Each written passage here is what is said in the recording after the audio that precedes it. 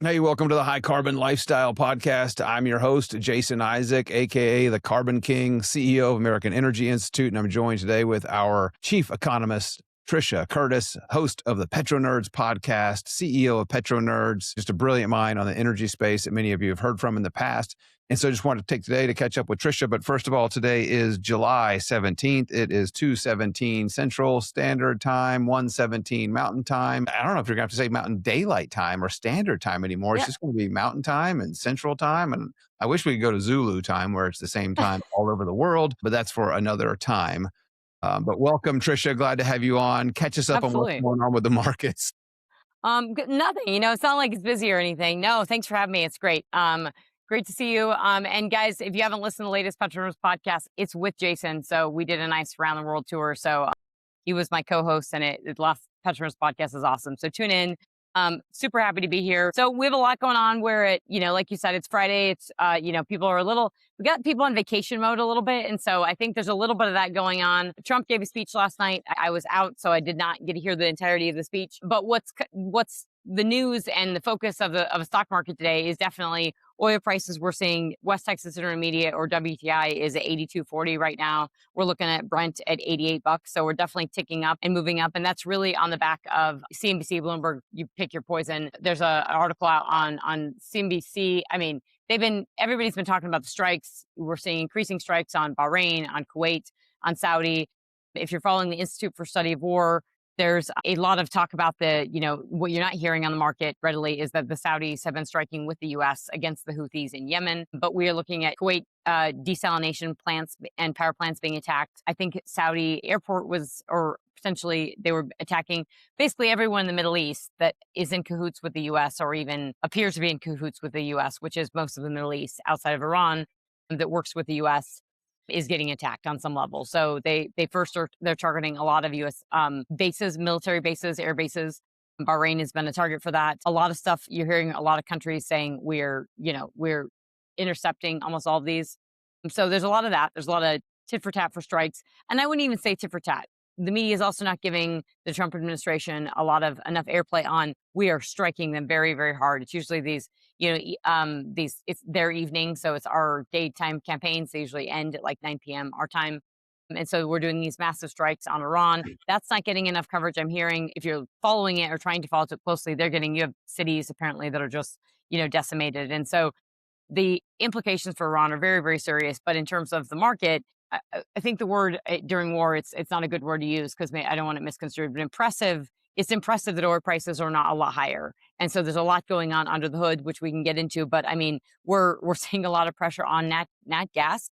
We have this unbelievably pretty damn warm summer, very warm summer in Europe. So nat gas prices in the U.S. are dollars and 91 cents. They are not that cheap in Europe. They are back to their all-time war high in this conflict in March was $20 MCF or MMBTU for Dutch TTF prices. As of in June, Dutch TTF prices were down to $13, under $13.50, and now they are back up to $18, over $18. And so real momentum there, and that is because Dutch TTF natural gas prices in Europe get traded heavily. So they do get traded like when Trump met with Putin in Alaska. There was a trade down in Dutch TTF prices because people thought that natural gas was going to start flowing from Russia, which was ridiculous, but it does get traded. That all being said, they're completely exposed to this crisis in the Middle East. And so if we now have increasing LNG restrictions, which we're like to, because Qatar was exporting 15 BCF a day before the war. So they were starting to get a little bit out when we had this memorandum of understanding signed, and now we're getting that curtailed. And really importantly, and I'll stop and let you kind of noodle and ask more. But really importantly is that for the first time, and maybe that's the first time we've had loss of life. A UAE ship was attacked in the last several days and so we had several folks like seriously injured in critical condition, but we had one person die. And so this is it's not a insignificant, like this is very, very serious. And so when you have something like that, a really, really serious attack on a UAE vessel that's got its transponder on that's crossing through the Strait of Hormuz on the Omanian side, which they were doing before the war, they're doing during the war, now they're doing, and so they get hit by a drone strike and someone dies. This means that a lot of ships are just not going to want to take the risk, obviously, with their crew. and put their self in harm's way. Yeah, Trisha, I had an opportunity to go on Maria Bartiromo the other day, and we were talking Awesome. about some of the protests that are happening this weekend that we'll get into here later in the show. But one of the things, I was kind of sitting in the back room in the studio, if you will. I'm sitting here in my normal studio, and I'm just watching the show, essentially waiting for them to bring me on the air. And they were talking about the Strait of Hormuz. And I was like, oh, I wonder if they're going to bring me on for this segment. But it was interesting to note that they said that whoever the guest was that was on was talking about how, and it should have been you, how dependent the EU was on energy flowing through the Strait of Hormuz. And the US isn't as dependent on that energy. And so how any kind of volatility, and I think the person was making the case for like, hey, the EU should get more involved in defending basically our operation there, our efforts to have peace in the Middle East. But so can you comment a little bit on that? Is that one of the reasons why natural gas is up at 18? I mean, I just can't believe it's 6 times or greater than 6 times what it is here in the United States. I mean, we know electricity is double, but natural gas being 6 times more expensive, that's just unfathomable. Yeah, so there's a lot to unpack there, and you're absolutely right. Is that I think there's a lot of criticism when if you're watching the stock market. What you hear is the majority is criticism against the Trump administration for whatever, and I think you have to you don't get good clarifying good intel if that's the agenda, right? And so it's hard to actually parse out what's actually happening if the goal is just to criticize the administration. But the reality is that we aren't exposed. Our flows now, our prices, as we've talked about, and it's a global market, and natural gas is far more regional, and so it's becoming as we export more LNG, that changes the spot market, and so we can talk about natural gas in a second in terms of pricing. Oil flows are if it's a flowing market, it's very fungible, it's very fluid, and so that means that we do get implicated for prices. But we are producing 13.94 million barrels per day as of April, which means, and we know the rig count is up, we know the frac fleet count is back up, so we are going to clip over 14 million barrels a day. We are just not exposed from an import standpoint in importing all this crude oil from the Middle East. Now, the Middle East has done, the oil market has done a magnificent job in responding to the crisis and moving the barrels. We talked about this on my podcast of how the barrels getting out via pipelines out of the UAE, the United Arab Emirates, and out of Saudi Arabia. There's a lot of talk now about the Iran telling the Houthis to go attack the Red Sea and go attack, close the Bab al-Mandeb Strait. That would be really problematic. Pretty sure Iran's going to get relatively stretched if they're trying to do both, right? If they're trying to hold both straits, they are not a sophisticated military power. Yes, they can hit drones and they can cause chaos.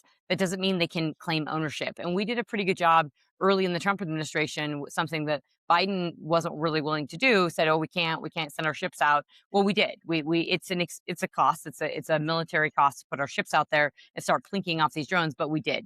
And so I think you're absolutely right, is that our exposure from an oil standpoint is limited, and we obviously don't import any natural gas. So it's a global problem. And we have seen, if you're getting into the nerdy podcasts and what's actually happening, the reality is that the big question now for military is that we have seen help from France, we have seen help from other countries. They're not advertising it, but they are helping us, right, to a degree. Now, early days when we wanted to use Diego Garcia and we wanted to use some stuff from the UK, they didn't allow us to. And then, we're kind of like, are you coming to help us? And there's a lot of questions on the UK now of, even if they wanted to, could they? And so that's a big problem. And so the other big problem that you alluded to is their electricity prices and energy prices, for all their lip service and all their craziness and net zero and Bananaville policy making on climate and going net zero, their electricity prices are largely tied to natural gas prices, which means their energy prices are through the flipping roof. And so that is a literally case in point of what happens when, forget even the horribleness of the grid and bad policies, which we need to learn from because we've done that. We're doing that in the US. But when you are that exposed to imports because you don't produce it yourself, you're completely vulnerable just from an energy security and therefore economic security and therefore national security standpoint. And the UK is a really kind of pinpoint critical element to watch really, really closely. They're also going through a change in leadership as we speak, literally getting a new prime minister. And Ed Miliband, the guy who led the net zero, is like the climate bastion of the UK. It's a question whether he's going to have a significant role within this administration. And if he does, it's a really cause for alarm. And also it's going to wreak chaos probably within the political system within the UK. So just a lot going on there. But the answer to your question is, one, I'd love to get on a Maria Bartiromo show. And two, I think they're wildly exposed. And whether they agree or disagree with the Trump administration is irrelevant to the fact that this is national security for them and economic security, and they have to partake. So I think we're not, the coverage that I see on CNBC and Bloomberg is pretty poor in actually telling you what the damage we've done to Iran and the stuff that our allies, we do have some left in Europe. They can say what they want about Trump, but they actually have come to the table. And so when you listen to folks at the head of NATO, who speaks really positively of Trump, right, in the last meeting that they had, so they do need to help. And I think that now's the question mark. And I'm mad that I'm talking with you, but I have not listened to Trump's speech, so I don't know if he addressed it last night, if he talked about NATO, or I don't think he's going to say boots on the ground or anything like that. But the reality is that we aren't as exposed, and we do need help from others to solve this. Yeah, it was great to be on Maria's. I've watched her, gosh, for decades. It's just amazing. She does incredible. I have watched her too.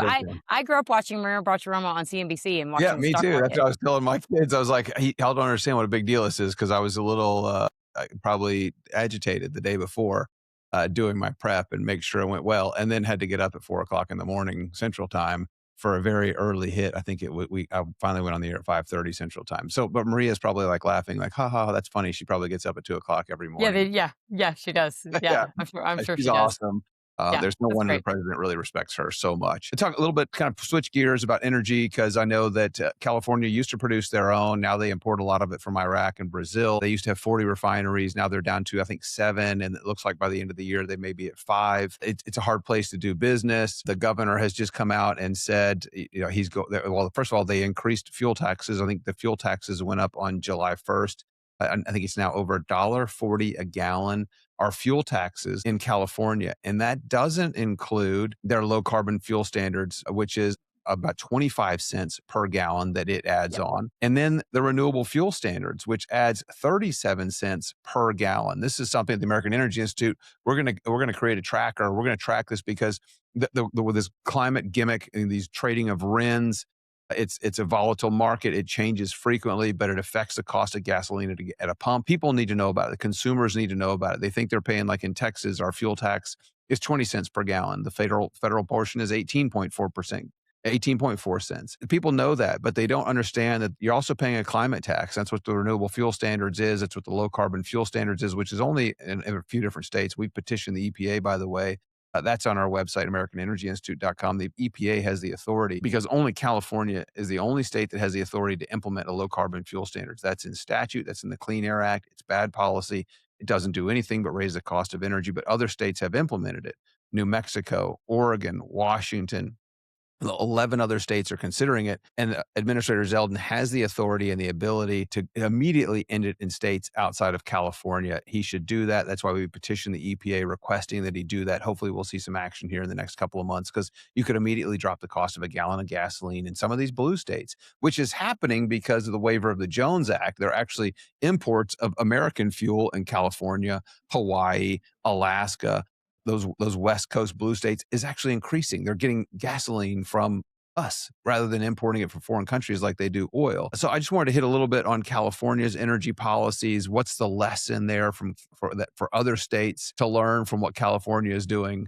Like kind of like what the EU is doing. Yeah, sadly, I mean, we aren't learning, right? I mean, states like Colorado are doing the same thing that California is doing. And so they're not learning, and they're not, I think it's a little bit like looking at the UK when, you go so hard one direction, they actually keep going that direction. And when it comes to energy and climate policies, we tend to see that. And so I think in Colorado, there's a doubling down. But latest production for California, and California, just for perspective, usually loses, it's a continual decline when you chart it, but they're at 243,000 barrels per day. The prior month, they were 247,000 barrels per day.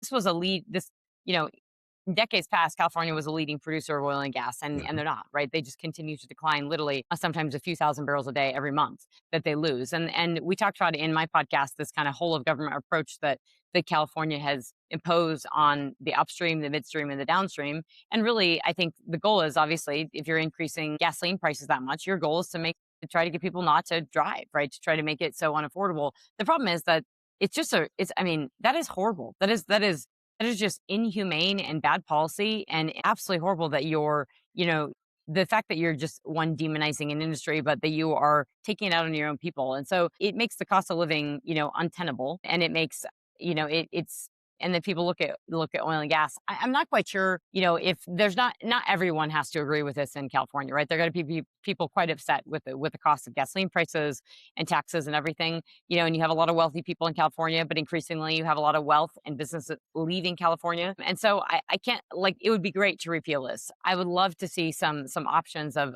how we can push back on this. And I think California is so important. I've been updating refining data for the US and looking at the US and China. And China has now eclipsed the US, like full tilt in refining capacity. And so it's a really big deal when we think about, if we continue to lose this refining capacity, we continue to have this war on oil and gas in California. This has implications for not just California, but for the US in total, losing that refining capacity. And so it is a really big deal. And you're right, they import most of their crude oil. So most of their crude oil a lot of their crude oil that they're refining, because they only produce 243,000 barrels a day. The rest of that is imported. So it's a lot. And so when you're exposed to Iraq, well, that comes from the Persian Gulf, that comes from the Strait of Hormuz. Right. So you are completely exposed. So you're basically just being Europe here. And so that's ridiculous. When we produce 13.94 million barrels a day and we're taking over 4 million barrels a day from Canada, like, come on, you should be at minimum, they are geared for this oil sands crude. I remember back in the day when oil sands was booming and competing with Bakken crude, and we were moving crude by rail. I mean, they could have taken Bakken crude, and they didn't, because they didn't want oil and they didn't want crude by rail and how bad this was and everything. But they're willing to take it from Iraq. They were willing to take it from Russia too before sanctions. So I mean, it's absolutely, it's hypocrisy at best, and it's really disingenuous and damaging to humans at worst. And so I just think it's really, really sad. I think the education element of thinking about this in places like, I wouldn't say we have to give up on places like Colorado or places like California, but I think we need to look at other states that are turning or could be doing, or like we've talked about this policymaking in Texas with the grid. We need to be like, people need to understand what is causing the rise in electricity prices. It was well before data centers started. And we need to like really wrap our arms around this, because we cannot become Europe and we cannot become California. Yeah, and you're exactly right. There was a report just this week, and Maria asked me about it. There was a report that came out this week that says that basically it's the blue state policies, their embracement of wind, solar, batteries, intermittent sources of unreliable electric generation that cost tons more than reliable thermal generation from natural gas, coal, and nuclear. It's those policies, this net zero fantasy, this cult-like fascination with decarbonization that's driving the cost of electricity around the globe, not just here in the United States. You talked about the EU, Germany, United Kingdom, their prices are skyrocketing. One other thing I want to talk a little bit about on the affordability side is this caught me by surprise. I learned about this, maybe it was late last year, early this year. Molly Vogt on our team, she's a policy fellow with the American Energy Institute. She also leads our state work as our C4, American Energy Works. But her and a lady named Stephanie Cross published some research, because they had been kind of educating me on this. And we published the research just this week. Maria asked me about this. I was impressed.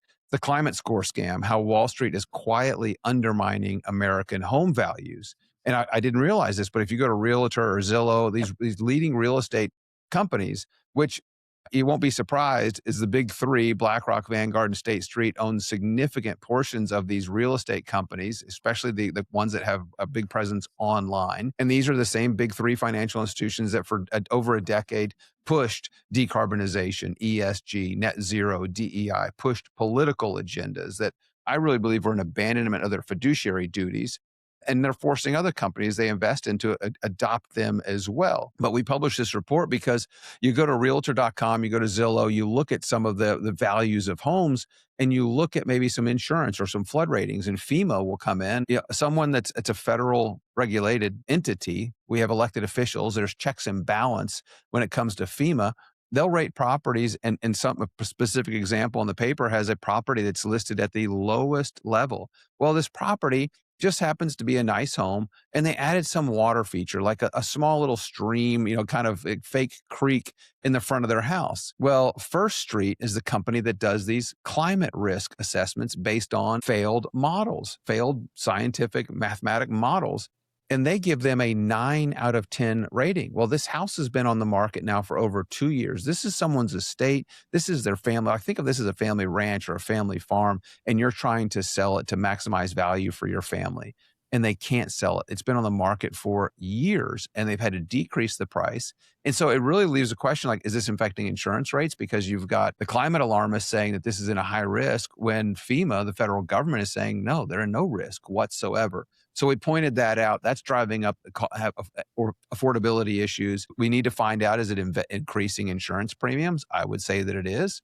Or is it actually denying coverage altogether? But I point out the fact about these climate models because it's really important to know, like the United Nations and their climate scientists have used these scenarios to model possible futures, like what if stories.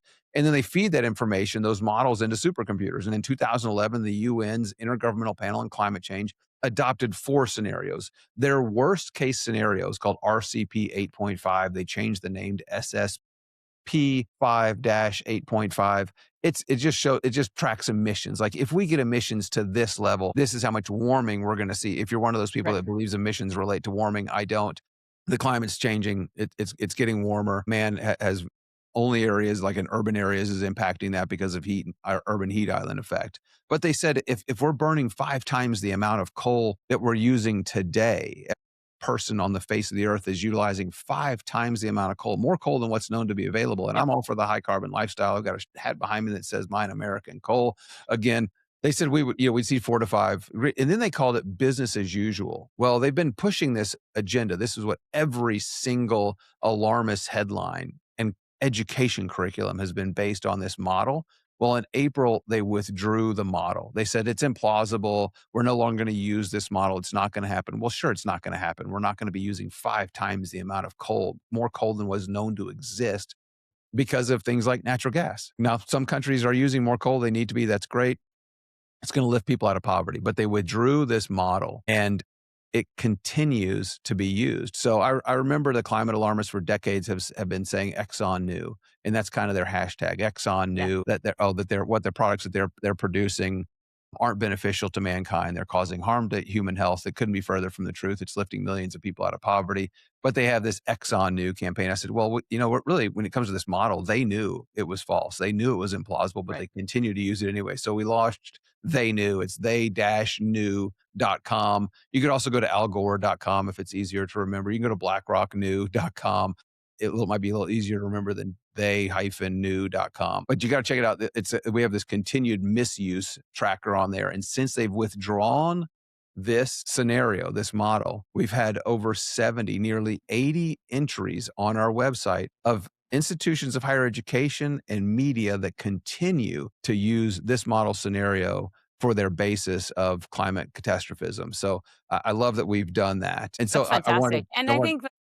I think that truly the kind of idea that they quote, they knew, I mean, it's, that was the stuff that came up in the early, I would say kind of 2010 to 2012 period, right? Where people were like starting to question, are these like hockey stick graphs and all this stuff? And then it was quelled down. But I mean, you actually had some real intelligent people saying, okay, this doesn't make sense. What are we doing? And then it just got crazily perpetuated and pushed through, and no one's taking a step back. I think that the reality is, from a market perspective, in the market, like we know that if there's a Democrat administration that comes after a Trump administration, there's going to be a desire to wreak havoc on energy, very similar to, because they're going so far. And I say that we're left, and I mean it not in discredit, like it is. They're moving so far left on climate policies and energy and, kind of AOC style stuff that it doesn't make any sense. And this is just, it's abysmal. I mean, it's an absolute travesty and it's abysmal, but they knew. I mean, most people do know. I mean, this stuff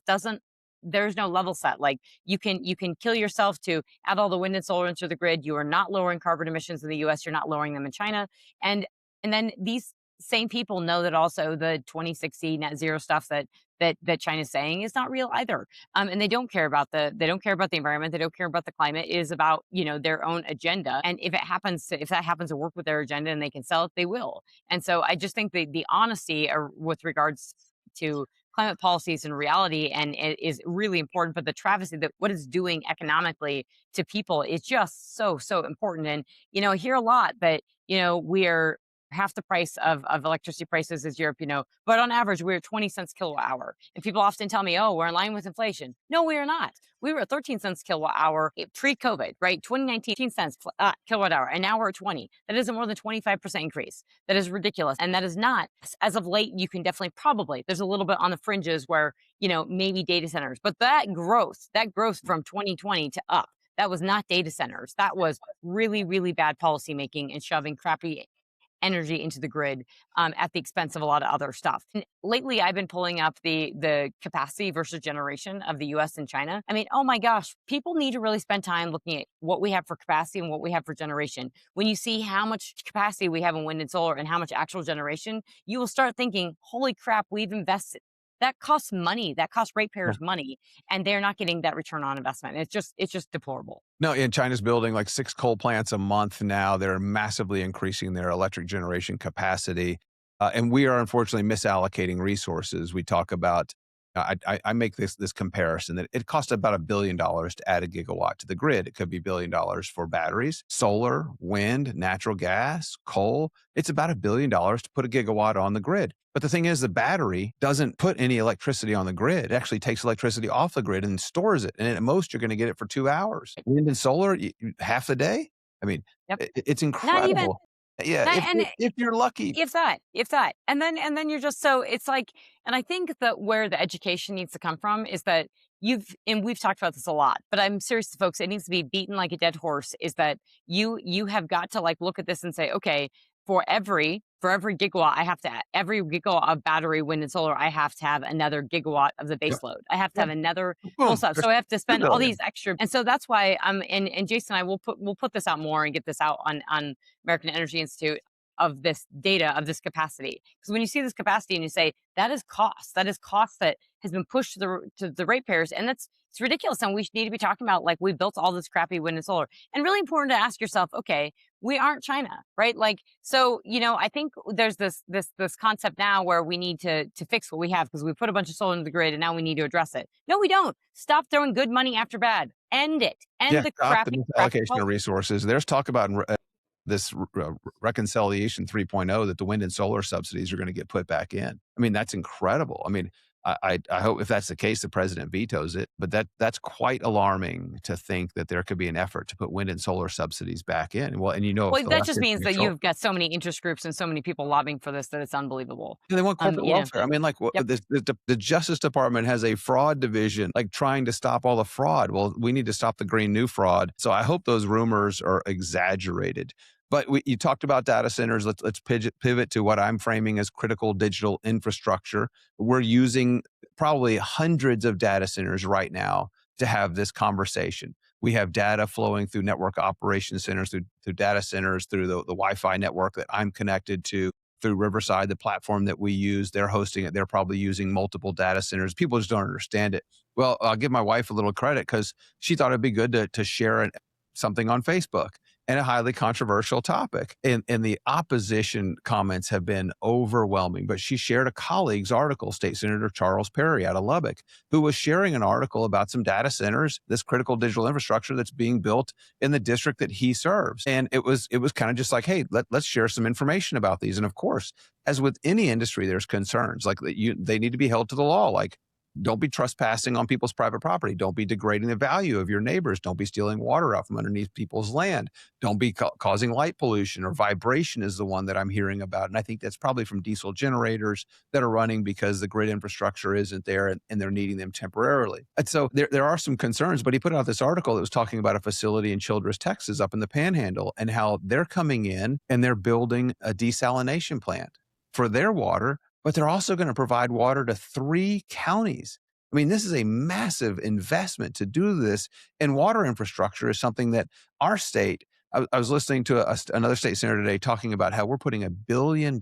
They have appropriated $1 billion a year into water infrastructure. This is improving the infrastructure so there's not leaks and waste of water, but building new infrastructure, making loans available to communities to build new infrastructure so that we can actually have water for the next 100 years here in the state of Texas. And I was like, wait, did you say $1 billion a year? Because that's how much data centers that are in existence now, the hundreds that are in Texas, are putting into public education. And the way our school financing works here in Texas, if the locals increase their contribution, then the state decreases theirs. And if the state increases theirs, it forces the local contribution down. And that's what's been happening. The state has been forcing more money into education from our state budget, and really the locals cut their taxes at that point in time. They've been forced to, but it gets made up. It balances. We increase appropriations to public education, but more is coming from the state budget. And now you've got these data centers that are spending, this year the number will exceed $1 billion in local property tax revenue. But this was something the mornings with Maria was asking me about. Like, there's this national day of protest coming up against data centers. They showed the map and the hit, and I'll share a link to the hit. I've got it up on our American Energy Institute YouTube, but they show this map of where all the data center protests are happening. I think every single state in the continental United States is having a protest this weekend on this very issue. And so I thought it would be kind of fun. Like, hey, I want to do this pledge. Like, if people are seriously going to stop using or protest data centers, like, maybe there needs to be a pledge. Like, hey, I pledge that no data centers. Like, it reminds me a lot of the fracking treatment, the coal treatment that data centers are getting now. And so I thought, well, hey, let's just go to the data center. I think you can get some really great man on the street videos at some of these protests. Like, how did you find out about this? Oh, it was on Facebook. Yeah. Really? So and my wife's post got so much attention. There was hundreds of comments in opposition, and people were saying hundreds of comments in opposition. And I'm like, and I kind of went in there. I started feeding the trolls because some lady took a screen, like put in there that Carrie Isaac's husband, Jason, owns Centerpoint Energy. And I was just like, that's hilarious. I was like, no, it's Facebook, but great research skills. Like, it's just so funny. But I thought, hey, let's put together a pledge and get people to commit to Yep. quit using Facebook and Nextdoor and all the things that I have listed up on here are just some of the things that we use multiple critical digital infrastructure, campuses, data centers from. So I thought you might like that. I've been sharing that on social media. I'm waiting for the I blowback. think that's great. I do also think that, like, you have to step back with this stuff and realize and put it in the context of the appreciation of, you may not have had the need to be anti-data center if you didn't have so much NIMBYism of building dam power in the first place. So we have to walk back and say, how did we get here? So we did have, the speed at which artificial intelligence, the gravitational pull and the use of ChatGPT, that's the demand for data centers, right? That's the cause, right? And there's this massive build out. But you had the demand, the power generation demand was growing before we had the onset of data centers, which are, their power demand is real. I mean, this is a real thing. And so we can't even talk about that as a problem if we don't address the fact that we hadn't built any, the power generation we were building out was wind and solar. And then we were decommissioning and getting rid of coal and nuclear in places like Colorado and California. So your net perspective there is a mess. And so we had rising costs, and those rising costs were happening before we had, adding data centers. And then you have to also put in the respect and appreciation for, look, when you put in a data center, and if it's like you shove something and it's not done right, and look, let's be honest too, tech is all about net zero until they're not, right? Until they need the power. And this is a recognition that they need the power. And this is also a really serious thing where, New York has said a moratorium. New York is the first state, I believe, to say we're moratorium on data centers. Well, New York is the financial capital of the world. I mean, so holy crap, of the demand that New York has, probably just New York City on AI is unbelievable. Like, they've got to be probably one of the disproportionately, cities that are pulling this AI demand. And so it's kind of crazy to think of that the NIMBYism is to that level, right? The not in my backyard, we're not building this and everything. It's that crazy. And to me, I think there's a root cause of, okay, well, we didn't address the problems we had before. I mean, and this is really serious. The East Coast has energy. They can't use it because they won't build pipelines and they won't pull into the grid. And they've got massive grid issues on the East Coast of getting power. And so the data center is this, it's like, okay, well, we can point all our blame, people can point a finger and they can put all this blame to this. But that doesn't mean that, like, to your point, this is like, they have a moratorium on fracking, right? That's horrible. But it's not shocking to me that New York has a moratorium on data centers. It's just shocking that they use it. It is really important also to realize, I think that, I do think there's serious things like we shouldn't allow, like, U.S. companies should not be allowed and they're going to because it's open source, should not be allowed to use artificial intelligence from China. Like, that's a risk. We do see companies, Airbnb is one of them. Like, we do see companies using our open source artificial intelligence from China. We are seeing another DeepSeek moment that happened today as China releases, as their artificial intelligence is releasing stuff. China has massive gravitational leverage on this because even though their chips are less efficient and they use more energy, doesn't matter because China has that much more energy that they just throw at this. And so they can overcome a lot of efficiencies that our chips are a little bit better and those are a little bit worse. They can overcome a lot of that with just excess power generation. And they can throw everything in the kitchen sink at it, which they are. And their goal of artificial intelligence is way different than ours. Their goal of artificial intelligence is not to lower costs and make everybody's lives super awesome. Their goal is completely different. And it's definitely for power for China. And largely, I think there's a lot of thinking of artificial intelligence, obviously, in the military. And so we have to really think about it of who is salivating when New York says we have a ban on artificial or on data centers. It is China, right? Because if New York is banning this and other states follow suit, that means that, we will potentially, that is a potential pitfall of us growing in the artificial intelligence space. And it's important in that the ownership of it and the understanding of it. And so there's a lot of like feedback components. And I hear comments like you're also hearing in the market, okay, well, the folks like I was having dinner with my good friend and colleague and a data guy, and he's doing a lot of work on artificial intelligence. And it is, folks, it is game changing, right? It is going to be revolutionary. And, hearing and seeing how he's doing it, what he's doing with the data, it's just incredibly impressive. But, you hear these like fears about jobs and then you hear this fears about like spending. And also there's a reality, and it's something I think the Federal Reserve is addressing, is that everybody has been kind of the view that artificial intelligence is going to take away jobs and is going to be deflationary. And the reality is that the demand on the chips and the demand of memory is really, really high. And in the near term, it's inflationary. And so it's not just that like, hey, like it's all these things, but a state saying I'm not going to do it doesn't stop all this stuff, right? It's like it's happening anyway. And so it's the wrapping your arms around the whole thing and saying, what am I going to do? Well, maybe, we saw this in the boom in North Dakota. Yes, a little bit inflationary and crazy in your drilling, but then ultimately when you produce that much oil, it is deflationary, right? You're producing so much oil and then you have it. And so it's that we don't, like, data centers are not oil, right? We don't know them. We don't understand them. They're not intrinsic, like, yet within the economy. Yes, everybody's using them. It's part of artificial intelligence. They're doing it, but it's not fully deployed and it's not fully disseminated throughout the economy. And so you don't have line of sight. And so you have a chance for fear factor to get in there, and then nuclear kind of fears and that type of stuff to get in there. And I think that's where we have to, you have to say, okay, that's fear. That's not reality, and NIMBYism, and then the kind of doing it right. And I do think you have to be honest of, tech is the idea that they absolutely are using these data centers, or many of them are using full backup diesel power generation because they cannot be offline for a second, right? They have to have the full stop. And 2-3 years ago, when this was just starting, they were using it, they were going to the frack industry and using, that technology because they couldn't get it from the grid. And this is a thing that is now, obviously it's grown and now it's becoming a policy issue and people are talking about it. But those of us that were, following this closely, it was bubbling up under the surface because in America, we haven't built a damn thing in a long time. And so we have to get we have to get rid of the muscular atrophy, and we have to start realizing we got to build refineries. We got to build manufacturing. We have to build data centers. And that's a part of this whole thing. And I have to just say this, and I wish I would have grabbed these little buckets I have. They're made in America. These little buckets are, and I realized my plastic laundry basket from Mainstays. Like, I bought this laundry basket from Walmart. You're always looking at Walmart stuff and you're thinking, okay, it's made in China. No, this laundry basket is $4.97 and is made in America. You know what? I bet it's made with ethane. And the reason is that, we have so much ethane. We used to reject it in the natural gas stream. Now we pull it out. Now we consume it. You can see this in the charts. That's making plastic, which we're making. And so I think we need to kind of wrap our arms around, when we do it at home, it is better, folks. And so the last thing I want is the data center to be in China and need to be dependent on them. And so owning it, understanding it. I'm not saying we need more education on it, but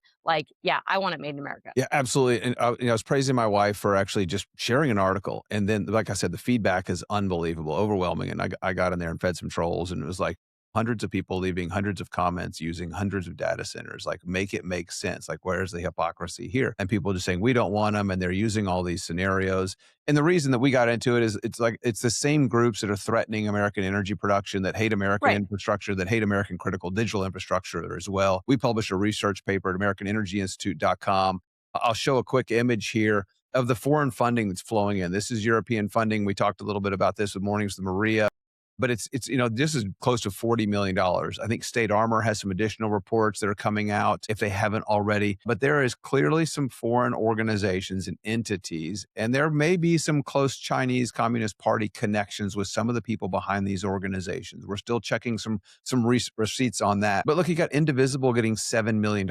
I could do a lot of damage with $7 million convincing people of things that just aren't true, that are lying and misinformation. And I was looking this morning, and Steve Everly, he's a comms guy in DC, used to be part of the American Enterprise Institute. Now he works for, I think, FTI Consulting. But I was looking at one of his threads about some of the comparisons, and you just look at some of this stuff and how the similarities of what we saw in yesteryear when it comes to high pressure hydraulic fracturing, when the production of oil and gas through shale rock called fracking, it was a bad word. Like, people, fracking's bad. Data centers are bad. That's why I advise people that are running for office, don't talk about data centers, talk about critical digital infrastructure. But you're best not to just talk about it at all. Just like talk about the standards that you're going to hold businesses to that are already in law to protect water, to protect our air. We're world leaders in both of those. But look at some of this information here on the screens. It's talking about respiratory disease from data centers. And I have seen this: cardiovascular disease, reproductive outcomes like miscarriages and stillbirth. I mean, it's this exact same thing that we saw with the fracking. Look, respiratory problems, birth defects, blood disorders. I mean, it's just unbelievable. And you can go on and look at the headlines, the alarmist headlines. There's a column on the left. Again, this is from Steve Everly of FTI Consulting, data centers, and then fracking. Look at the comparison. It's going to affect drinking water. I mean, this was the same alarmist scare techniques and tactics that were used to drive up regulations like we have seen in New York. They banned fracking. I mentioned that to Maria. It's like, don't follow New York when it comes to energy policy. Don't follow Germany. Don't follow California. I mean, if you want affordable and reliable energy, follow states like Florida that have embraced the natural gas revolution and have lower electricity rates. Where's Florida on data centers? I think DeSantis has come out. Well, I don't know. I'm not positive.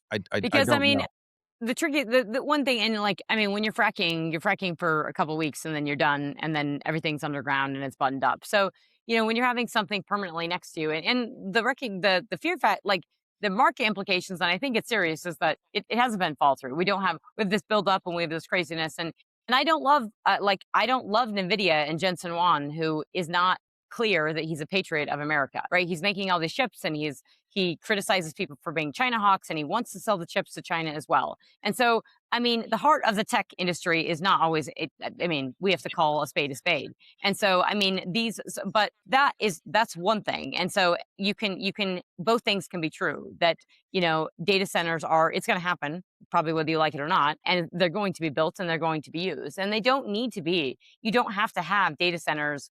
There are some latency things, but you can have a lot of data centers in the middle of nowhere, not impacting any home values or anything, and could be out in the Permian Basin using natural gas. Yeah.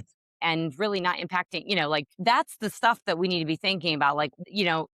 That's with some no-brainer answers to put the data centers there. So have them solve for water, pay for the water and do all the, that would maybe promote, the recycling of water within the Permian Basin. There's a lot of things that these no-brainers, the idea that we think, I think early on it has to be next to the city. And there's some latency things where it does, but there's also some things where you can have the stuff that you don't need instantaneously, can be further away. Your cat videos and your photos and stuff can be in data banks that are other places, right? So when I hear this and I see this, it makes me think of the anti-fracking. It makes me think of the alarm bells, all this stuff. And it makes me think of a lack of information and a fear. And it makes me think nuclear fears as well. And so, but I think the fear also is that, and I have to say this, and I hope I don't get criticized for this, when in the stock market, when all this money is getting thrown at it, people are looking for a return, right? And that return isn't going to happen immediately. It's going to take some time. But you have companies that are in that caught in the crosshairs of oh crap, I'm spending all this money, I'm not getting an immediate return. And so you have Uber and Walmart and folks talk about the tokens, right? All the money they're spending, and if they're not getting return, and they're getting a little anxious because they need that immediate return because they're publicly traded companies. But then you have these guys that are okay, well, we're building all these data centers and they cost so much money, and what's exactly doing? And so lots of companies are using this to really gravitational leverage and change. Others, somebody made a comment, and I don't know who it was, but I heard it on Bloomberg, and somebody said, if you're doing all this work and all this spending and it's billions of dollars, and it's just for an intern at Morgan Stanley, or JP Morgan or whatever to make a PowerPoint easier, like, is that really giving you anything? And that's the stuff that I think is incorrect, because it's that short-termism, is that, like, it's short term. And so I think people are looking at this and saying, okay, I'm not seeing in the next 6 months it hasn't changed my life. Well, it might not. But think that 2 years from now, yes, it will be meaningful. And then that's where people are kind of like, okay, well, what about jobs? And what about all this stuff? And you can what if yourself all the way you want. But when there's this is happening and the investment is real and companies are building upon this.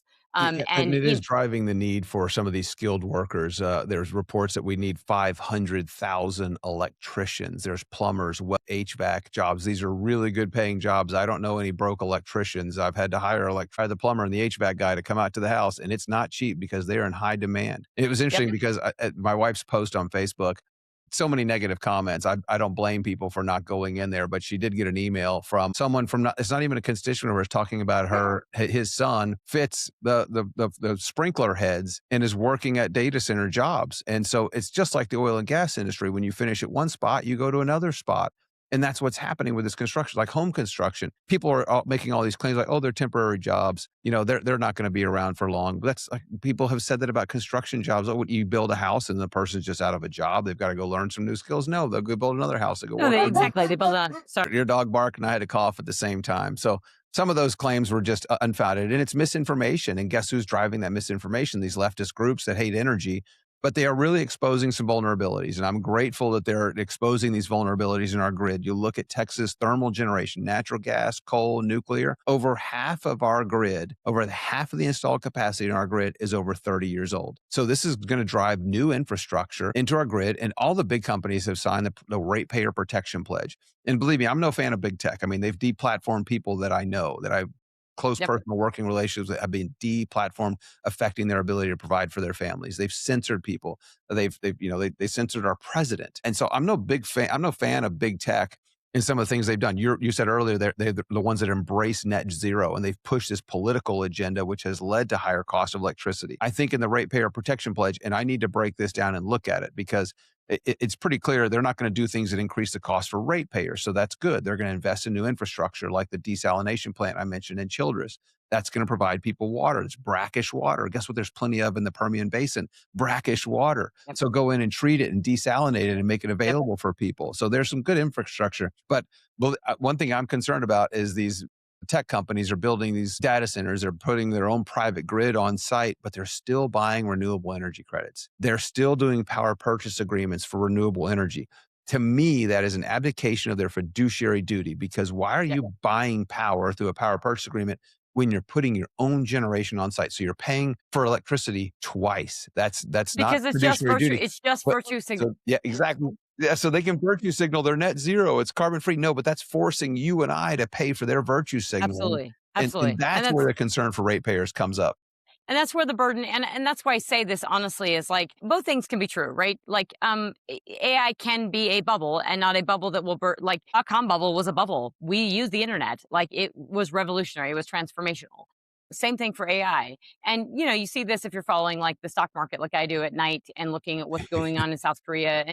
Not all these countries have the stock market like we do, right? In China, it's a bet, it is a gamble. These are not real, these aren't like long-term, long-only plays, right? These are gambles and bets, and they go up and they go down. Different than US, like US equities, right? Very, very different. And so you have to appreciate that, like, yes, can be a bubble, and we can have we had a boom and bust multiple times over in the shale industry, and now we are at those created a more resilient industry. And now we have this incredible, we are an industrial powerhouse in our own right, which we don't get credit for on the, the manufacturing of oil and natural gas. And we produce more than any nation in the entire world. If we started focusing on the problem, which is electricity and crap forms of electricity, we wouldn't have, as many problems. And that's why I say, when you look at China, why do they not have an issue building all these data centers and all this stuff? They don't have rule of law. They don't have pushback. No one has to say, all that's true. But also, they have redundant and abundant power. And this administration is very clear. Department of Energy is very clear.